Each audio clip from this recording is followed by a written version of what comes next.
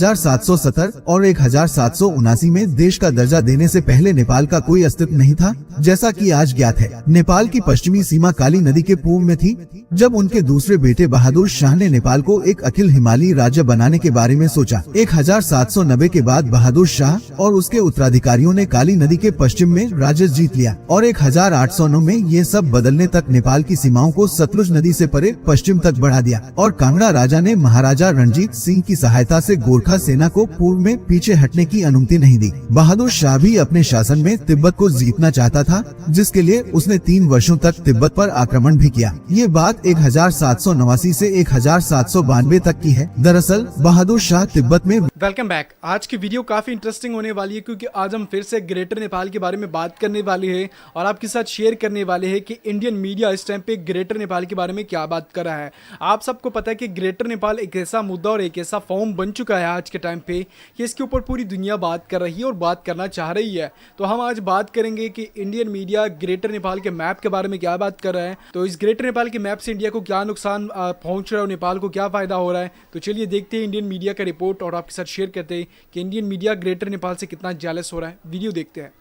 आज का वीडियो बहुत दिलचस्प होने वाला है। शीर्षक देखकर ही आप इस वीडियो का विषय समझ गए होंगे, लेकिन इस वीडियो को शुरू करने से पहले मैं आपको एक बेहद जरूरी बात बताना चाहूँगा। मैंने जो आखिरी वीडियो बनाया था वह दरअसल इस अफवाह को दूर करने के लिए बनाया था कि नेपाल ने कभी भी भारत से मिलने की बात नहीं की। मैंने अपने वीडियो में इसे बहुत स्पष्ट रूप से समझाया है, तो मैं एक बार फिर ये बात साफ कर देना चाहता हूँ कि आखिरी वीडियो में सिर्फ गलत बताने की बात कही गई थी। खैर चलिए नया वीडियो शुरू करते हैं। आपने अखंड भारत के बारे में तो सुना ही होगा, जो इतना विशाल था कि इसमें आज के अफगानिस्तान, पाकिस्तान, बांग्लादेश, भूटान, म्यांमार और अन्य छोटे छोटे देश बसे हुए थे। कहा जाता है कि नेपाल भी अखंड भारत का हिस्सा है, लेकिन मैं इस पर कुछ नहीं कहूँगा, नहीं तो आप नाराज हो जाएंगे। उसी प्रकार अखंड नेपाल को बृहत नेपाल के नाम से जाना जाता था। आज का नेपाल लगभग 1,47,181 किमी 2 में फैला हुआ है। दूसरी ओर अखंड नेपाल का आकार आज के नेपाल से 60% बड़ा हुआ करता था और कहा जाता है कि इसमें भारत का कुछ हिस्सा भी शामिल था,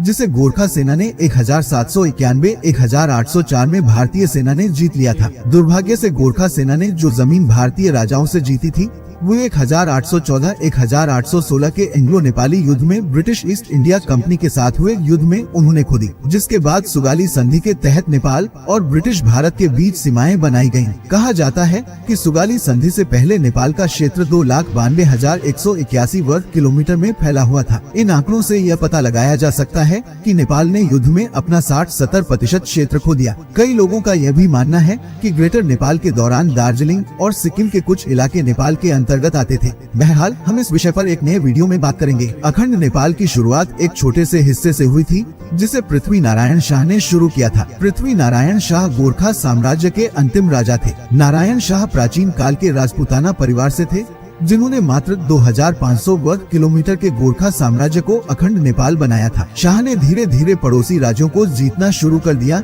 जिससे उसका गोरखा साम्राज्य बढ़ने लगा। 1740 के अंत तक उन्होंने 1769 में अपनी राजधानी काठमांडू में स्थानांतरित कर दी, जो आज के नेपाल की राजधानी है। दर्जनों राज्यों को जीतने के बाद उन्होंने गोरखा साम्राज्य का नाम बदलकर नेपाल कर दिया। 1775 में पृथ्वी नारायण शाह की मृत्यु के बाद उनके बड़े बेटे प्रताप सिंह शाह ने अपने पिता का काम जारी रखा, लेकिन किसी कारणवश 1777 में उनकी भी मृत्यु हो गई और फिर आए पृथ्वी नारायण शाह के दूसरे बेटे बहादुर शाह, जिन्होंने अपना पूरा जीवन नेपाल को बड़ा बनाने के लिए समर्पित कर दिया। बहादुर शाह के शासन में नेपाल तिब्बत, दार्जिलिंग और सिक्किम तक पहुंच गया था, लेकिन ईस्ट इंडिया कंपनी के आने पर बहादुर शाह को वह सब खोना पड़ा। गोरखा राजा पृथ्वी नारायण शाह के अन्य राज्यों पर आक्रमण और पराजय से पहले 1770 और 1779 में देश का दर्जा देने से पहले नेपाल का कोई अस्तित्व नहीं था, जैसा कि आज ज्ञात है। नेपाल की पश्चिमी सीमा काली नदी के पूर्व में थी।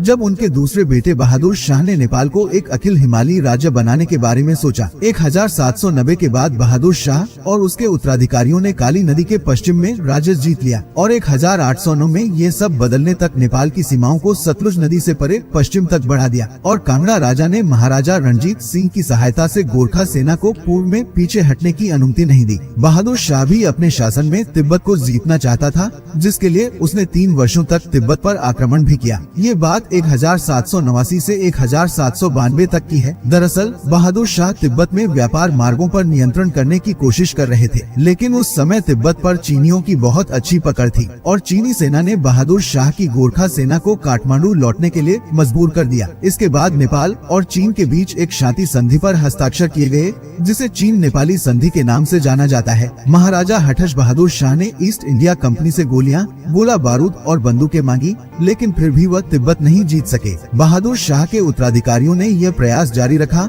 और वे सिक्किम के कुछ हिस्सों को जीतने में भी सफल रहे, क्योंकि उस समय सिक्किम के राजा चोगल चीनियों जितने शक्तिशाली नहीं थे। अब इन दोनों मानचित्रों पर एक नजर डालें। ये दोनों मानचित्र नेपाल और ब्रिटिश भारत की सीमाओं को दर्शाते हैं। पहला नक्शा 1795 में ईस्ट इंडिया कंपनी ने बनाया था, जिसमें कुमाऊं और गढ़वाल जीतने से पहले की नेपाल की सीमाएं दिखाई देती हैं। दूसरा नक्शा 1805 का है, जिसमें बताया गया है कि जब उन्होंने दूसरे राज्यों को जीतना शुरू किया तो नेपाल का क्षेत्रफल बहुत बढ़ गया था। उन्होंने सतलुज नदी के पास कांगड़ा की भूमि पर नेपाल का झंडा भी लगाया, लेकिन सुगौली संधि के बाद ब्रिटिश भारत को वह हिस्सा नेपाल को लौटाना पड़ा। अब हम जानते हैं कि प्राचीन काल में नेपाल की जनसंख्या बहुत बढ़ गई थी। शाह के वंश ने नेपाल को भी एक बड़ा देश बनाया, लेकिन ग्रेटर नेपाल के बारे में लोगों को जागरूकता 2000 के बाद ही आई। जब कम्युनिस्ट पार्टी नेपाल में आई तो ग्रेटर नेपाल की अवधारणा थोड़ी जटिल थी, क्योंकि हम ग्रेटर नेपाल के जिस क्षेत्र की बात करते हैं वह केवल वह हिस्सा है जिसे ब्रिटिश ईस्ट इंडिया कंपनी ने नेपाल से वापस ले लिया था। हम इसमें तिब्बत का वह हिस्सा शामिल नहीं करते जो चीनियों ने ले लिया था।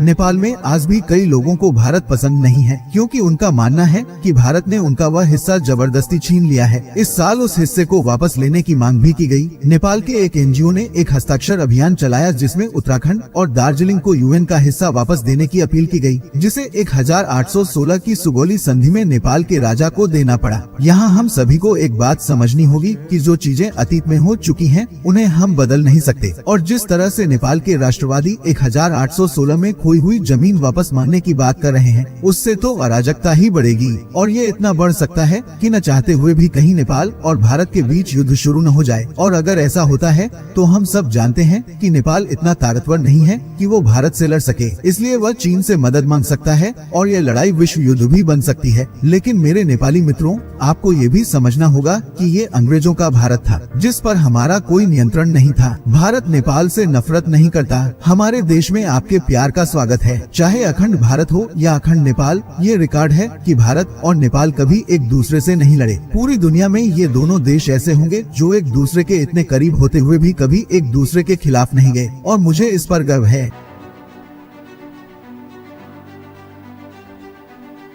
अखंड भारत बृहत नेपाल। अखंड भारत बृहत नेपाल। दोस्तों, भारत में केवल एक ही चीज है और वह अखंड भारत के अलावा कुछ नहीं है। उसी तरह नेपाल में भी केवल एक ही चीज है और वह ग्रेटर नेपाल के अलावा कुछ भी नहीं है। मित्रों, अखंड भारत में भारत, नेपाल, बांग्लादेश, भूटान, श्रीलंका, पाकिस्तान, अफगानिस्तान और इसका कुल क्षेत्रफल 83 मिलियन वर्ग था। इसी प्रकार पूर्व से पश्चिम तक ग्रेटर नेपाल 334 मिलियन वर्ग किलोमीटर था। मित्रों, अखंड भारत मुझे पच नहीं रहा, क्योंकि सब यही कहते हैं नेपाल दक्षिण एशिया का सबसे पुराना देश है। ये तो आपने सुना ही होगा। तो मैंने गूगल पर खोजा भारत कितने वर्ष पुराना है, तो आप देख सकते हैं कि गूगल ने क्या कहा। आप यहाँ स्पष्ट रूप से देख सकते हैं 2500 वर्ष कहते हैं। फिर मैंने सर्च किया कि नेपाल कितने साल पुराना है, तो आप स्पष्ट रूप से देख सकते हैं कि गूगल ने क्या कहा, 13वीं सदी पुराना। इसका मतलब है कि हमारा देश नेपाल 3000 साल पुराना है। अब ये बात हिंदुस्तानी भाई को हजम नहीं होगी, इसलिए मैंने फिर से खोज की, क्या भारत नेपाल से भी पुराना है, तो आप सब देख सकते हैं कि गूगल ने क्या कहा। ये गलत जानकारी है। नेपाल वर्तमान भारत से कोई 1000 वर्ष पुराना था, यानी ये बात गलत है, और नेपाल भारत से कोई 1000 साल पुराना है। फिर मैंने सर्च किया क्या नेपाल भारत से भी पुराना है, तो आप देख सकते हैं गूगल ने कहा नेपाल दक्षिण एशिया का सबसे पुराना स्वतंत्र देश है, यानी नेपाल दक्षिण एशिया का सबसे पुराना और सबसे स्वतंत्र देश है। तो दोस्तों, आपको क्या लगता है, कल पैदा होने वाला बच्चा यानी 2500 साल पहले पैदा हुआ बच्चा आज भारत मांग रहा है, तो क्या हम 3000 साल पहले का ग्रेटर नेपाल नहीं मांग सकते? अब हमें भी 3 वाला ग्रेटर नेपाल चाहिए, 44,250 किलोमीटर। दोस्तों, अगर आप सच्चे नेपाली हैं तो हमारे ग्रेटर नेपाल के लिए हमारे वीडियो को लाइक जरूर करें और इस वीडियो को तो वीडियो आप लोगों ने देख ली होगी। आप सबको पता है कि ग्रेटर नेपाल एक ऐसा मुद्दा बन चुका है, और ये मुद्दा क्यों बन चुका है, क्योंकि आप सबको पता है कि इंडिया ने अखंड भारत का मैप निकाला। अखंड भारत के मैप निकालने के बाद फिर इंडिया ने जो है वो ये हरकत की कि उस मैप के अंदर पाकिस्तान की काफ़ी सारी जगहें, इसमें साथ में चाइना की काफ़ी सारी जगहें, इसमें नेपाल की काफ़ी सारी जगहें को अपने मैप के अंदर दिखाया बताया और ये बात की कि ये सारी जगहें जो है वो ये सारी ज़मीनें जो है इंडिया की और इंडिया 2030 तक इस पे सब कब्जा कर लेगा। तो फिर नेपाल ने भी अपनी जो है वो एक पुरानी मैप निकाल के शेयर की और आपको बताया कि ग्रेटर नेपाल क्या है किस तरीके से, और आप लोगों ने रिपोर्ट अभी भी देख ली होगी कि किस तरीके इसके ऊपर बात की जा रही है। तो हम बात करते हैं ग्रेटर नेपाल के मैप के बारे में। तो ग्रेटर नेपाल का मैप का जो सीन स्टार्ट हुआ वो इस तरीके से हुआ कि ग्रेटर नेपाल की जो ज़मीनें थी वो सबसे पहले नेपाल के पास थी और नेपाल एक बहुत बड़ा हुआ था। तो ब्रिटिश ने जैसे इंडिया के ऊपर कब्जा किया वैसे इन्होंने नेपाल की काफ़ी सारी जगहों पे कब्जा किया और फिर बाद में यही कहा कि हम जैसे ही जाएंगे तो आपको भी दे देंगे जगह। जैसे उन्होंने इंडियंस को वापसी जगह दी, पाकिस्तानियों को दी वापसी, तो उस तरीके से वो ये कह रहे थे कि हम आपको भी जगह देंगे, बट वो जगहें फिर नेपाल को वापसी नहीं मिली। और नेपाल क्या हुआ कि नेपाल आप सबको पता है कि वो इंडिया ने फिर एक मुआहदा किया और उस मुआहदे के ज़रिए आज तक नेपाल को नेपाल की ज़मीनें नहीं मिली, क्योंकि नेपाल की जो ज़मीनें थी वो इंडिया ने उसके ऊपर कब्जा किया और मुआहदा ये किया कि हम आपके साथ डुअल नेशनलिटी और मुख्तलिफ मुआहदे किए, जिसकी वजह से और जिसकी बात पे आज तक नेपाल को जो है वो ज़मीनें नहीं मिली। और आज भी नेपाल इन सारी ज़मीनों को और सारी ज़मीनों की रिक्वेस्ट कर रहा है कि हमें आज भी ये सारी ज़मीनें मिला। तो वीडियो अगर इंटरेस्टिंग लगी है तो वीडियो को लाइक लाजमी करें, शेयर करें, चैनल को लाजमी सब्सक्राइब करें।